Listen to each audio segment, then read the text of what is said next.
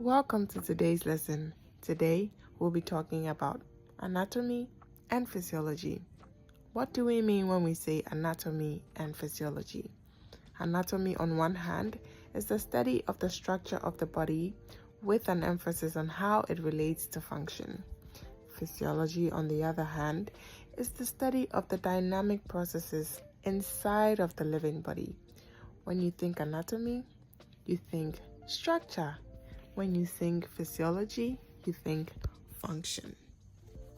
Moving on, we'll talk about types or branches of anatomical sciences.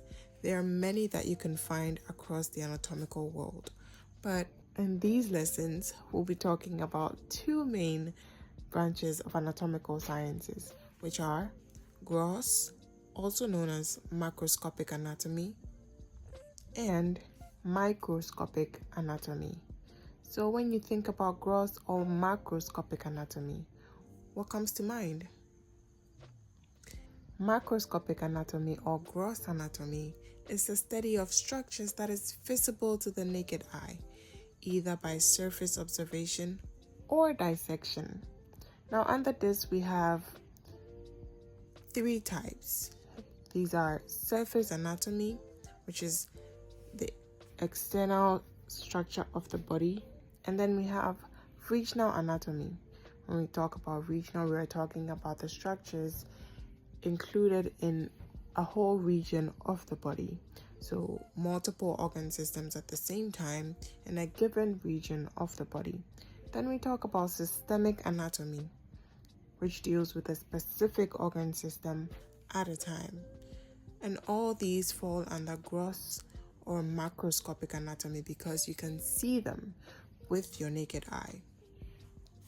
Now moving on to the second one that we'll be dealing with in all our lessons to come, we'll be dealing with microscopic anatomy as well, which is quite the opposite of the gross or macroscopic anatomy. Now, microscopic, we're saying that it studies the microscopic constituents forming larger structures in the level of tissues or cells. Now, microscopic anatomy deals with two main things inside of the body, which are known as tissues or cells, which we'll dive more into when we get along in our lessons to come. Now, for the study of the tissues, we have histology. Histology is the microscopic anatomy of biological tissues. And cytology is a scientific study of cells from living things or examining specific cell types. Now, histology and cytology fall under microscopic anatomy. Now, you heard me talking about cells and tissues. What are cells and tissues? Before we move on to what cells and tissues are, now we have levels of the human structure. What makes up the human as a whole? A human being is a complex structure. Some people refer to it as a machine. And we know how machines have little components that form a bigger structure on its own. Now, when we come to a human being or the human body, there are little components that make up the human being to form a greater component as a whole, or as what we see. Basically, basic unit of the human body is made up of cells. Now, cells are so tiny that you can't even see them. So bear in mind, cells are the most basic unit that make up the human body. Now, these group of cells, or a cluster of cells that perform the same function, form a tissue inside of the human body. And there are different types of tissues. So a group of tissues performing the same or a similar function would form an organ. Now, a group of organs performing a similar function would form an organ system. Now, these organ systems come together to form the human body as we know it.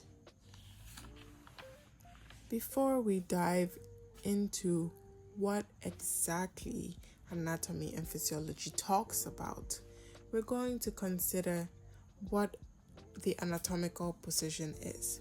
When we take a look at the human body, for us to be able to tell which part of the human body we're looking at, we have to consider that the body would be in an anatomical position.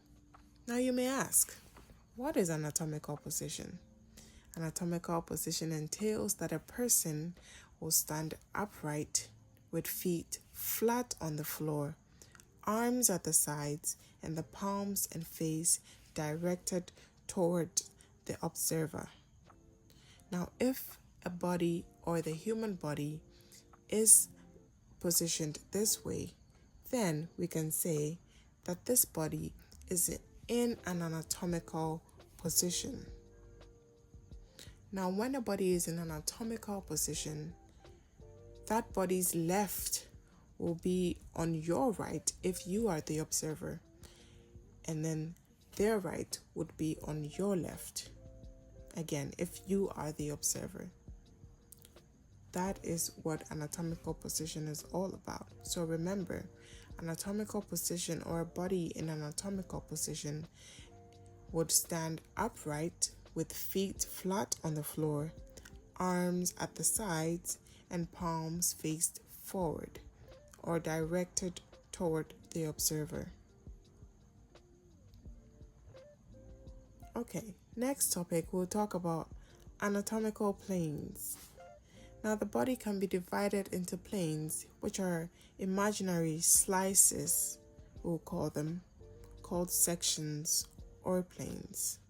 So the body can be viewed in many different ways based on real or imaginary slices called sections or planes.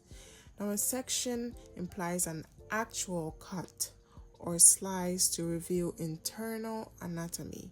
So if we take an organ, for instance, and we make a real or actual cut to reveal the internal anatomy of that organ, we are making a section.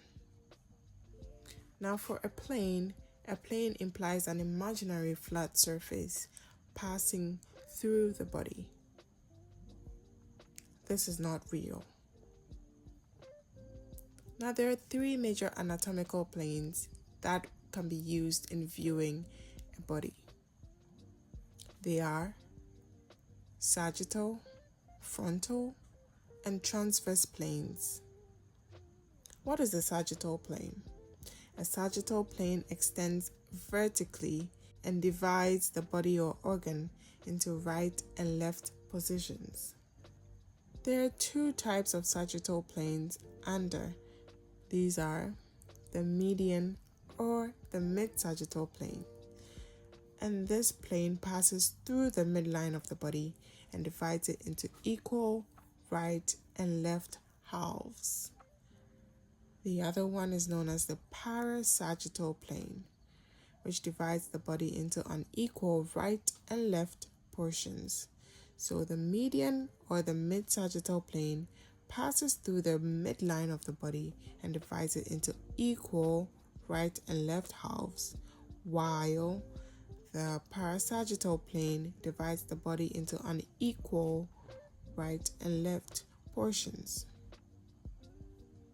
Now, moving on to the other anatomical plane that there is a frontal, also known as a coronal plane, and it extends vertically, but it is also perpendicular to the sagittal plane and divides the body into anterior, which is the front, and posterior, which is the back portion. A transverse plane. Moving on, we'll talk about a transverse plane. A transverse plane passes across the body or an organ perpendicular to its long axis. Therefore, it divides the body or organ into superior, which is an upper, and inferior, which is the lower portion.